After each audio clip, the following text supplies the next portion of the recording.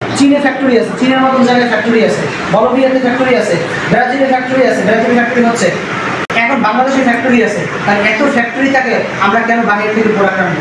এই কারণে আমাদের প্রোডাক্টটা এবং বাংলাদেশে এই যে কফিটা, এই যে যখন বাংলাদেশে আমাদের 24-এ হচ্ছে উদ্বোধন হয়েছে, ওখানে ডক্টর লিমসিউজিন আসছিল, তো তার আগ পর্যন্ত এটা ছিল 1650 টাকা।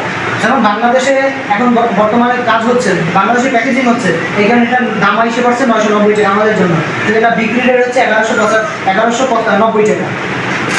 তাহলে ডিএক্সএ করলে আপনি কী কী লাভ পাবেন? আপনি এখান থেকে বাইরে প্রোডাক্টটা বিক্রি করে আপনি কিনতেছেন কত? 190 টাকা। বাইরে বিক্রি করে আপনি 990 টাকা বিক্রি, নিজে কিনতেছেন ডিপি রেটে, বাইরে বিক্রি করতেছেন কত? 1190 টাকা। এখন কথা হচ্ছে, তাহলে আপনি পাইতেছেন কত? 200 টাকা আপনি লাভ পাইতেছেন লভ্যাংশ এই প্রোডাক্টটা থেকে। এবং এই প্রোডাক্টটা যে আপনি কিনলেন, কোম্পানির লাভ হয়েছে না? ওইখান থেকে এই কোম্পানিতে যখন আপনি মানে এই প্রোডাক্টটা যখন কিনবেন, তখন আপনাকে 350 পিবি দেওয়া হবে, যেটা পজিশন ভ্যালু, একটু আগে বুঝে নিলাম খাতা কলমে, এই যে পজিশন ভ্যালু, ওই পজিশন দিয়ে কী হবে, আপনার যে 58,500 পিবি করতে হবে, এই যখন এই প্রোডাক্টটা কিনবেন তখন থেকে 350 পিবি পাবেন। এভাবে আস্তে আস্তে আস্তে আস্তে আস্তে আস্তে করে করে আপনার 58,500 পিবি হবে, তখনই আপনি অ্যাজ এ স্টার এজেন্ট। তাহলে কথা হচ্ছে, যখন আপনার জায়গা থেকে আপনি এই প্রোডাক্টটা মানে আপনি কিনলেন, পাইলেন কি 350 পিবি, আপনার পজিশনের জন্য কাজে লাগলো। এরপরে আপনি এখান থেকে কোম্পানির একটা লাভ হয়েছে না?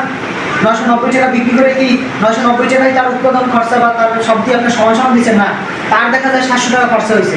আপনাকে দিয়ে টিয়ে সব কিছু করে বাজার যা করে 700 টাকা খরচা হয়েছে, আর আপনার কাছ থেকে নিল কত? 290 টাকা। 290 টাকা থেকে আপনাকে আবার 6%, 12%, আমি 12% আছি, একটু আগে লেখিয়ে দেখাই দেন, আমাকে 12% বোনাস দিবে এই প্রোডাক্টটা নেওয়ার কারণে। তাহলে আমি 12% ভিডিও করতে হবে, ভিডিও কাটতে হবে।